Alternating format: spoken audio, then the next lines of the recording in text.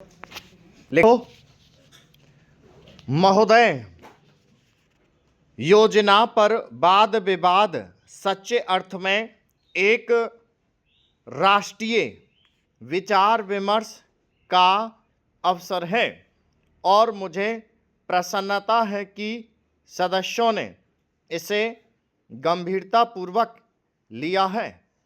हालांकि इसकी आलोचना भी बहुत हुई है। ऐसी आलोचना सुनने के हम अभ्यस्त हो चुके हैं। पहले इसका लक्ष्य योजना का विचार ही हुआ करता था।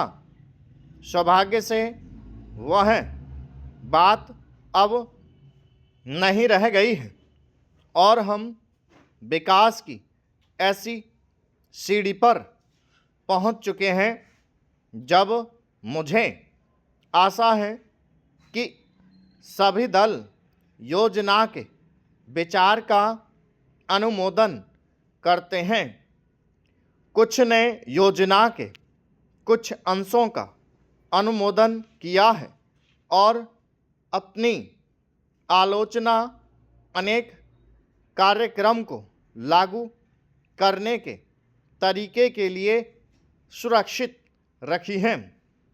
कई सदस्य ऐसे हैं जो योजना के हमारे ढंग को बिल्कुल पसंद नहीं करते। अब यह स्पष्ट है कि हम में से प्रत्येक व्यक्ति के रूप में नहीं बल्कि दल के प्रतिनिधि के रूप में कुछ विचारों के पक्ष में है और कार्य संचालन के किन्हीं विशेष तरीकों को पसंद करता है।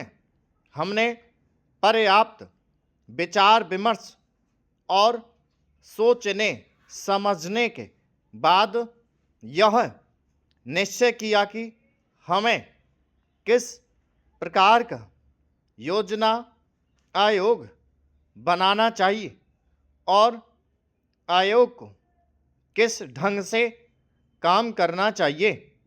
योजना आयोग में निर्दलीय, स्वतंत्र विचारों वाले और गैर राजनीतिक विशेषज्ञ होते हैं, लेकिन वे पूरी तरह से योजना के लिए जिम्मेदार नहीं होते।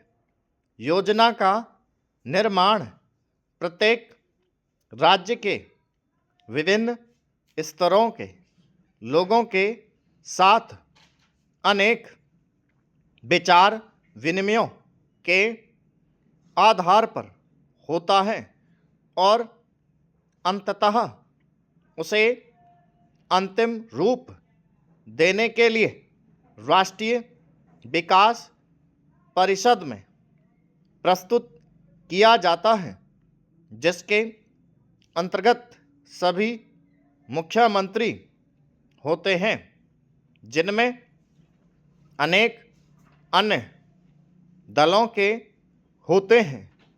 वे मिल बैठकर अपने विचार व्यक्त करते हैं। यह ठीक है कि इन बैठकों में मतभेद भी होता है, जो सामान्यतः योजना के तरीकों को लेकर नहीं बल्कि अधिकांशतः इस पर होता है कि किस राज्य को कितना पैसा मिलना चाहिए।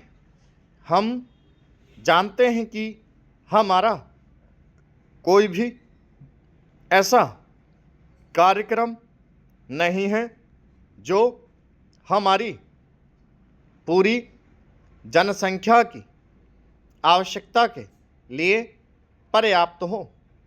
सभी समय उपलब्ध साधनों और जनता की आवश्यकता के बीच सामंजस्य के लिए प्रयास करना होता है। यह योजना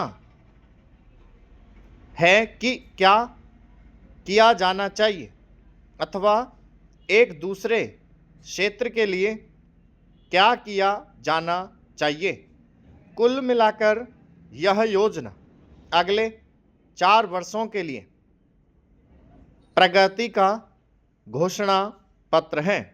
हमें कुछ अनुमान हैं। स्टॉप